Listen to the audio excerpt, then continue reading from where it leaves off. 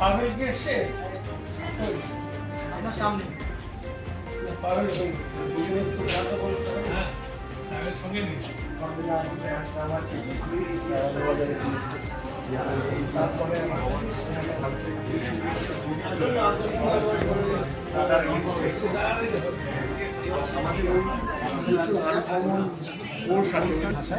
ওইটা খুব সহজ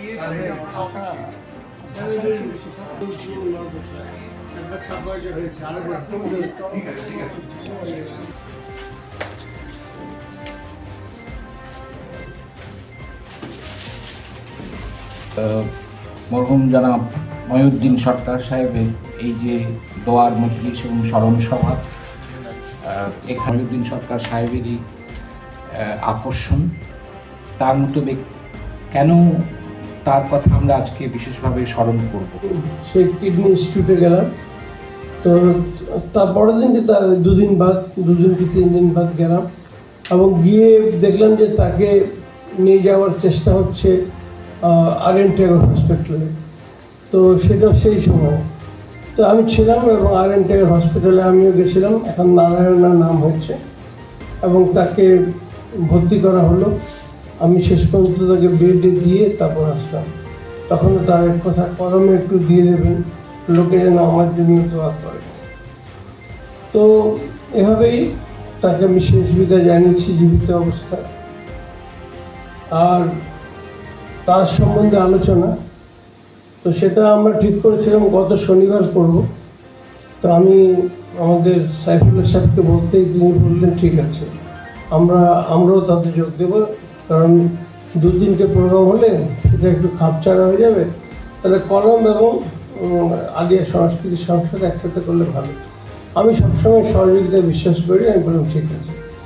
কিন্তু শনিবার দিন যেটা হবে, 2জনকে বলেও ফেলেছিলাম, ইয়াসিন ভাই আছেন, তাকে বলেছিলাম, কিন্তু উনি বললেন যে একটা আমরা তৈরি করবো তার জীবনের উপর একটা লিফলেট মতন, আরও অনেক কিছু হবে, তাড়াতাড়ি হয়ে যাবে, পরের শনিবার করলে কেমন হয়।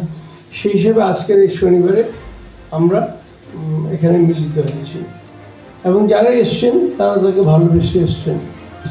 2-1জন হলে তাকে খুব কম জানেন, বাকিরা তার জীবন সম্বন্ধে ভালোভাবে জানেন। আর একটা কথা আমি বলবো যে ইসলাম সবসময় ইতিহাসকে ভালোবাসে।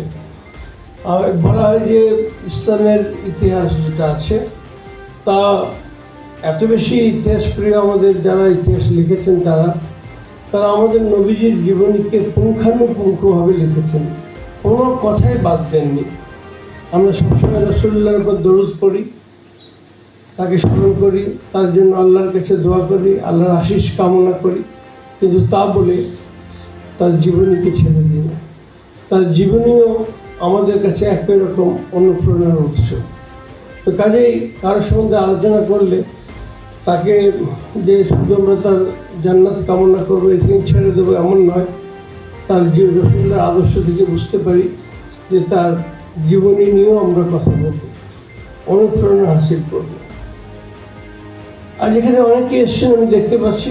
প্রথমত তার 2 পুত্র এসছে, তার বোধহয় বৌমা এসছে, আর এসছে মুন্না। প্রথম দিকে তার সঙ্গী ছিল, তারপর চাকরি পেয়ে এখানে থাকতো, কিন্তু যোগাযোগ ছিল তার সঙ্গে। মুন্না ভাই এসছেন, রাজীবও এসছে, এরা সব এসছে। আর এসছেন যারা তারা খুব ভালোভাবে জানেন, যেমন আমাদের ইয়াসিন ভাই, মহিউদ্দিন সরকার সাহেব, গোলাম তার পিতা খুবই, গোলাম মুক্তি সাহেবের খুবই সমস্যা কিংবা নিজের সমস্যা পরস্পর শেয়ার করতেন, যতদূর আমি জানি, এবং তিনি হেল্পও করার চেষ্টা করেছেন। সেগুলো আমাকে বলতেন, বিভিন্ন সমস্যায় পড়তেন, আর্থিক সমস্যা নয়, কিন্তু সেই সময় ইসলামের কথা বলা একটু ছিল কিনা, সবাই খারাপ ভাবতো, আমাকেও অনেকে সেইভাবে জঙ্গিওভাবে আর অনেক কিছু ভাবে, কেননা আমি প্রথম থেকে ইসলামের কথা বলে এসেছি, নিজে কতটা পালন করতে পেরেছি জানি না। তো যাই হোক, তার সঙ্গে আমার প্রথম পরিচয়। তো তুমি বলবে তার কথা, কেমন? আমি তো বলবো ঠিক আছে, তুমি বলবো। তো আমি যেটা বলবো সেটা হচ্ছে, তার সঙ্গে আমার প্রথম পরিচয়, আমি বলছিলাম 35-36 তা নয়, আরও বেশি। তো পরে মনে পড়লো আর কি। আমার মনে হয় তার সঙ্গে আমার প্রথম পরিচয় হয়েছিল মিজান অফিসে। মিজান পত্রিকা অফিস 27 নম্বর লেনিন সরণি, সেখানে প্রথম পরিচয় হয়েছিল। বোধহয় আলাউদ্দিন ভাই, তিনি আজকে আসতে পারেননি, তিনিও তার খুব ঘনিষ্ঠ ছিলেন, তিনি পরিচয় করে দিয়েছিলেন মিজান সাপ্তাহিক মিজান পত্রিকার অফিসে, আমার যতদূর মনে পড়ে। এবং তিনি মিজানে যে একজন পুলিশ অফিসার হয়ে তিনি তো সার্ভিং পুলিশ অফিসার, আর মিজানকে লোকে পছন্দ করতো না, কিছু লোক পছন্দ করতো না। এই জন্য সেটা ইসলামের কথা বলে সেই সময় অন্য কোনো পত্রিকা তেমন ছিল না। আর দ্বিতীয়ত যে ওরা জামাত ইসলামী বের করে ইত্যাদি, জামাত ইসলামী কী দোষ, তাদের তো কখনো কোনো বোমার কাণ্ডে বা কোনো কাণ্ডে আমি দেখিনি, তাও পছন্দ করতেন না। তিনি সেটা পড়াও করতেন না। তিনি মিজান পত্রিকা আসতেন, কথাবার্তা বলতেন, তখন কোরআন শরীফ বের করার চেষ্টা হচ্ছে সে নিয়ে কথা বলতেন ইত্যাদি ইত্যাদি। তিনি আলিয়া সংস্কৃতি সংসদেরও অন্যতম প্রাণ পুরুষ ছিলেন, আলিয়া সংস্কৃতি সংসদের ক্ষতি, এবং তার সঙ্গে পশ্চিমবাংলার বিভিন্ন প্রান্তে যে সমস্ত শিক্ষা এবং সংস্কৃতিমূলক প্রতিষ্ঠানের সঙ্গে তিনি জড়িয়েছিলেন তাদের সকলের ক্ষতি। আমার সঙ্গে তার কবে কিভাবে পরিচয় হয়েছিল এখন খুব একটা মনে নেই, কিন্তু তার সঙ্গে যখনই দেখা হতো এবং কথা হতো তো আমি নিজে কেমন যেন একটা অনুপ্রাণিত বোধ করতাম। তার এত উৎসাহ সমস্ত কাজে এবং এত রকমের পরিকল্পনার কথা তিনি বলতেন যে একটা প্রচণ্ড উদ্দীপনার অনুভব করতাম ভেতরে ভেতরে, এবং আমরা বিশেষ কিছু করতে পারছি না, এগুলো করা দরকার, এইসব কথা মনে হতো তার সঙ্গে কথা বলার সময়। অনেক সময় নিছক গল্পও করতেন, তার চাকরি জীবনের নানান দুঃসাহসিক অভিজ্ঞতা সেগুলো আমাদের সঙ্গে তিনি বলতেন, এবং সেই অভিজ্ঞতার কথা শুনে আমরা যথেষ্টভাবে যেমন নিছক আনন্দই পেতাম বলতে পারি। আপনারা শুনেছেন নিশ্চয়ই অনেকেই এরকম যে তার যে দুঃসাহসিক কাজ ছিলেন, পুলিশ অফিসার ছিলেন, সততার কথা, সেটা আমরা সবাই জানি। যারা চিনেছে তারা তোমার খাঁটি উম্মত। তোমাকে চিনেছে মা খাদিজা বিনতে খুয়াইলাইদ হয়েছেন, তোমাকে চিনেছে হযরত আবু বকর রাদিয়াল্লাহু আনহু, তোমাকে চিনেছে হযরত ওমর রাদিয়াল্লাহু আনহু, তোমাকে চিনেছে হযরত বিলাল রাদিয়াল্লাহু আনহু, তোমাকে চিনেছে সারা উম্মতে মুসলিমিন, তোমাকে চিনেছে নাম না জানা কত আশিকিন।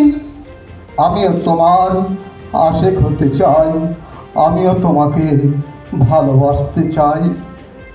স্ত্রীর চেয়েও বেশি, সন্তানের চেয়েও বেশি, মা বাবার চেয়েও বেশি, ধন দৌলতের চেয়েও বেশি আমি তোমাকে পেতে চাই স্বপ্নের মাঝে প্রতিটি রাতে শেষ বিচারে দিবসে। কাউসারের পাশে হে রাসূল, হে উদ্ভাসিত আলো, সেই তৌফিক দাও আমাকে। এই কবিতাটি আজকে স্মরণ সভায় আমি পাঠ করব, এটাই আমার কাছে বড় প্রাপ্তি ছিল যে তিনি কতটা রাসূল প্রেমিক ছিলেন সেটাই আমরা উপলব্ধি করলাম তার সহজ সাবলীল কথার মধ্য দিয়ে। তিনি আজ আমাদের মধ্যে নেই, কিন্তু তার সৃষ্টি আমাদের মধ্যে রয়ে গেছে। গুণীজনেরা অনেক কথা বলেছেন, আমি কয়েকটি কথা বলতে চাই। তার দানের কথা। একজন অসহায় মা,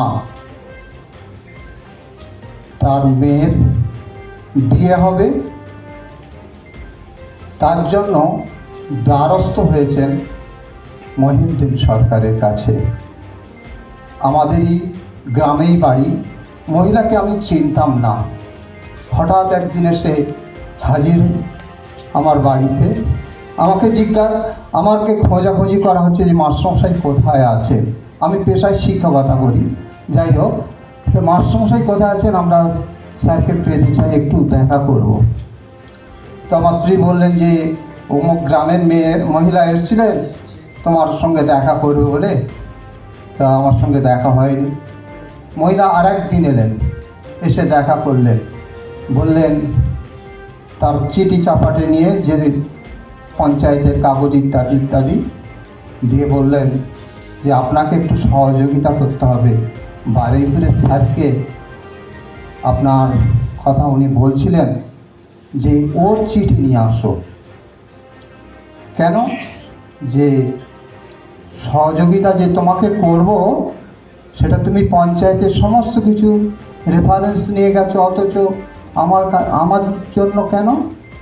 বলছে না, আপনারই একটা চিঠি লিখে দিতে বলেছেন স্যার, দিলে আমার মেয়ের জন্য কিছু সহযোগিতা হবে। অনেক বেশি যোগাযোগ আমার রাখা উচিত ছিল, কারণ অনেকবার উনি বলেছেন ভাই আসেন, বাড়িতে আসেন, কথা বলবো। যাবো বলেও যেতে পারিনি। যদি যেতাম তাহলে বোধহয় তার কাছ থেকে আরো অনেক কিছু শুনতে পেতাম। তার জীবনের অনেক ঘটনাই তিনি কোনো সময়ে কোনো পর্যায়ে বলেছেন, শুনিয়েছেন। আসলে তার সঙ্গে আমাদের পরিচয় যতদূর মনে পড়ে 84-85 সাল থেকে, এবং প্রায় 40 বছরের বেশি সময় ধরে, এবং তার সাথে বিভিন্ন পর্যায়ে বিভিন্ন কাজের ক্ষেত্রে যখন তিনি সূর্যপুর এমএ ওয়েলফেয়ার সোসাইটির সেক্রেটারি ছিলেন, যখন 1997-98 সালে সাপ্তাহিককে উন্নীত হয়, কিছুদিন বন্ধ হয়েছিল, তখন মহিউদ্দিন ভাইয়ের ওই শাহজাহান রোডে যে বাড়ি, সেই বাড়িতে মিটিং ডাকতেন এবং সেখানে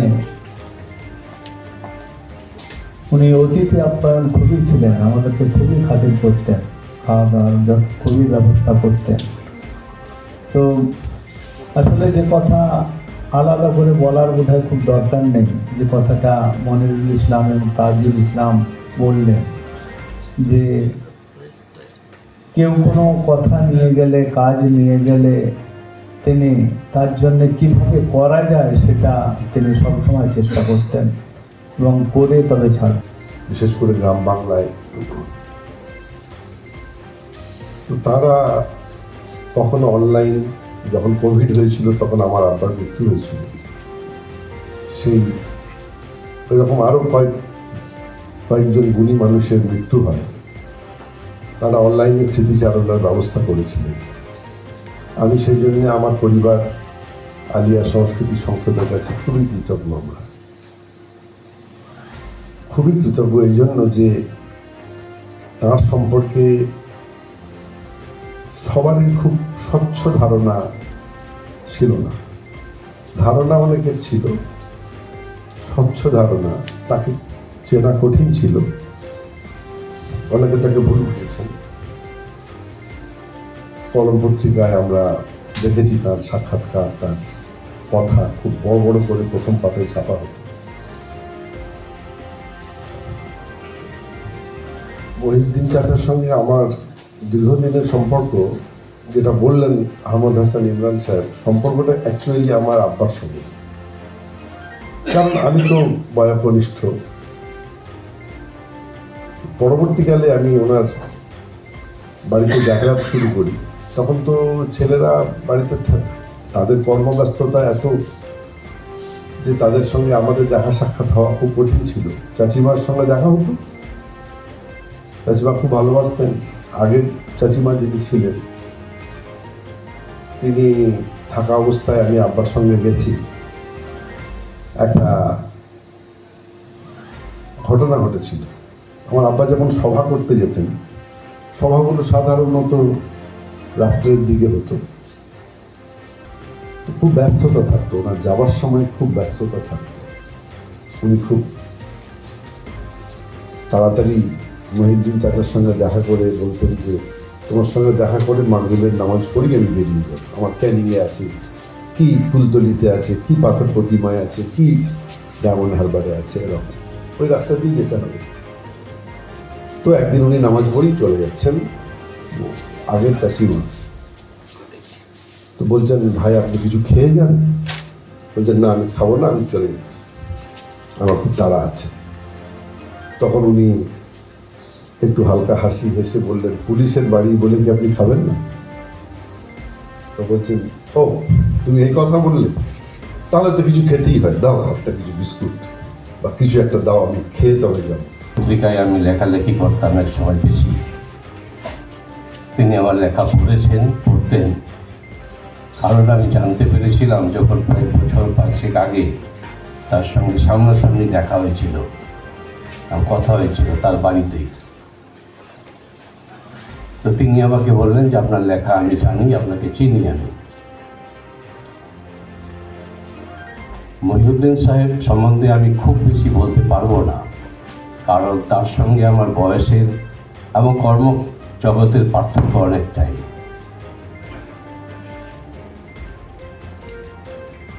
তবে আমি যেটুকু বুঝেছি, মহিউদ্দিন সাহেব ছিলেন একজন যথার্থ শিক্ষিত, উদারচেতা, বাস্তববাদী, দূরদর্শী এবং একজন সঠিক ভারতবাসী। বাঙালিত হয়েছি, অনেকে মুসলমানও হয়েছি, অনেকে বাঙালি হয়েছি, অনেকে ভারতীয় হয়েছি, কিন্তু এই চারটার কম্বিনেশন খুব কম পাওয়া যায়। মহিউদ্দিন সাহেব থেকে আমি যেটা শিখেছি, যদিও আমি সেটা প্র্যাকটিস করি, কিন্তু তার থেকে উজ্জীবিত হয়েছি যে তিনি কোনো গোড়ামিতে বিশ্বাস করতেন না, সংকীর্ণতায় বিশ্বাস করতেন না, এবং তিনি মনে করতেন, তার ছেলে বলেছেন যথার্থভাবে, যে ভারতবর্ষে ভ্রাতৃত্বের বন্ধন মজবুত করতে না পারলে অবশ্যই সংখ্যাগুরু সম্প্রদায়ের সঙ্গে মুসলমানদের, সংখ্যালঘুদের উন্নতি করা সম্ভব নয়, এমনকি টিকে থাকা হয়তো সম্ভব কিনা জানি না।